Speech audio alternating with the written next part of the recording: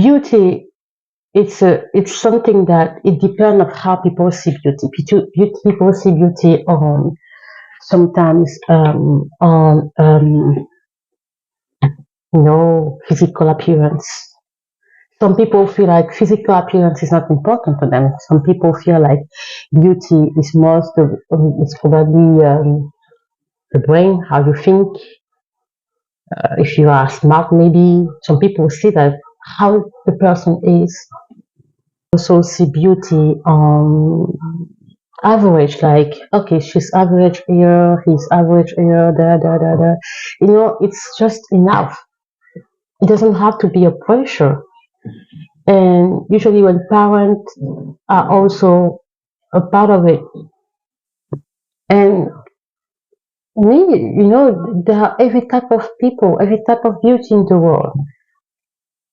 The other aspect is sometimes people are, it's other criteria, maybe it's how maybe someone age. Sometimes do they age nicely? You have people who are very beautiful, like very beautiful when they were young. When they get older, it's like, oh, is it the same person?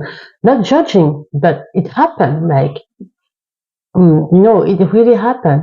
You have not judging. It really happened. It really happened.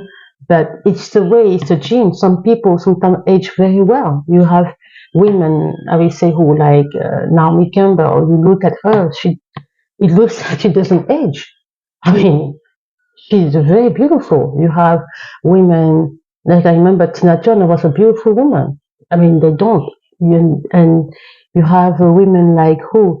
Um, it takes a very strong personality, a very self-confident personality, not to go to the needle, not through the knife, to change yourself. It takes a lot. I'll not say that it's a wrong thing to do plastic surgery. I'm not judging that, but I applaud more, women who are not going through that, and it tells something about their personality.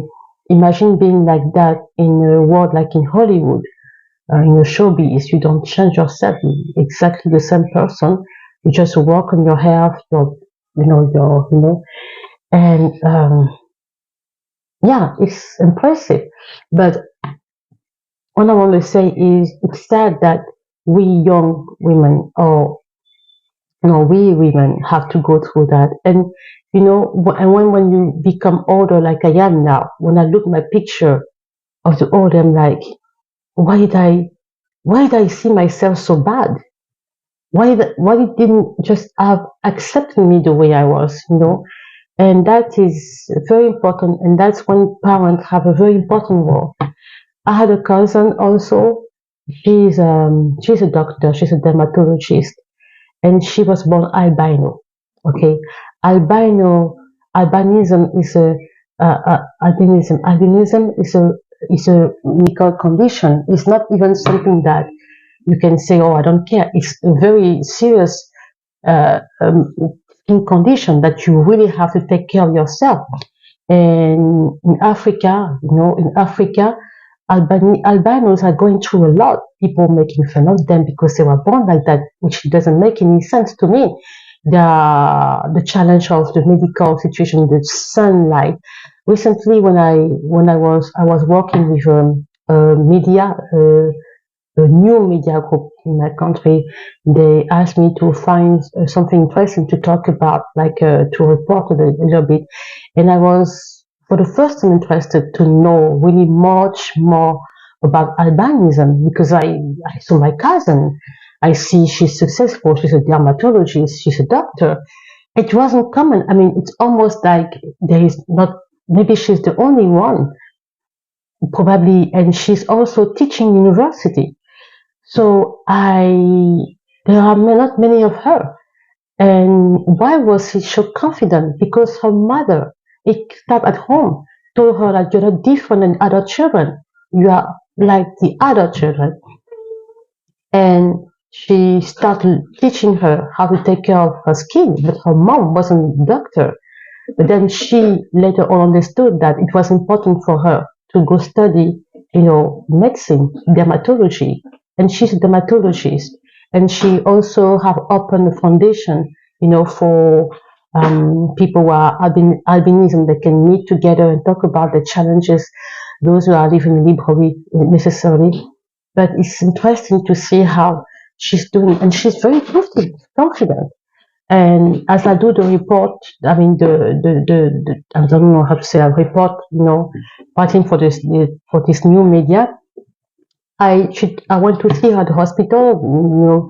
We had like an interview with her, and then I asked her, "Can I speak to someone who has albinism and is not like doing that much like you, And it saddened me because why? Because she told me, you can talk to my assistant. She's an intern, in dermatology as well. She's albino.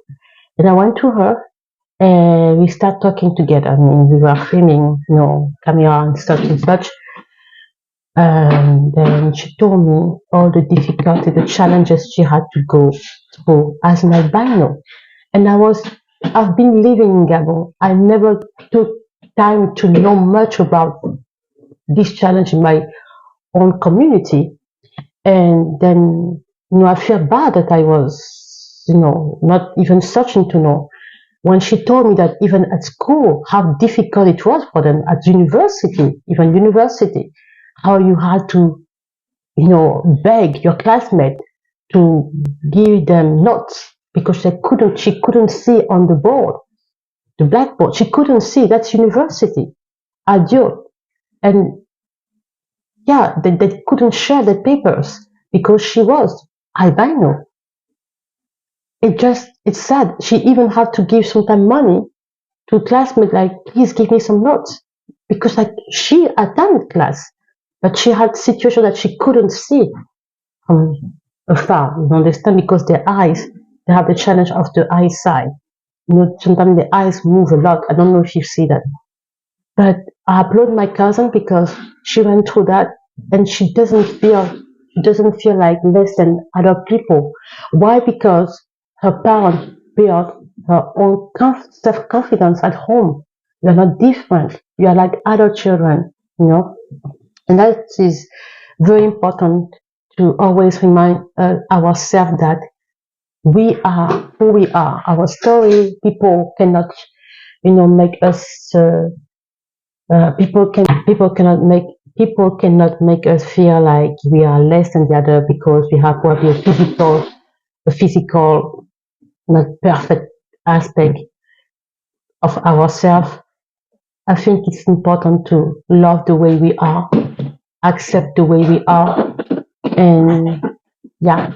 Hope I hope it's gonna help someone today that it's difficult because we are even living in a world where you have social media where you are always scrutinized. See how women are perfectly beautiful, and you wonder yourself, oh, am I beautiful? Like, maybe I'm very different. I don't know, but yeah, so that's what I want to share with you. And I see you in the next video.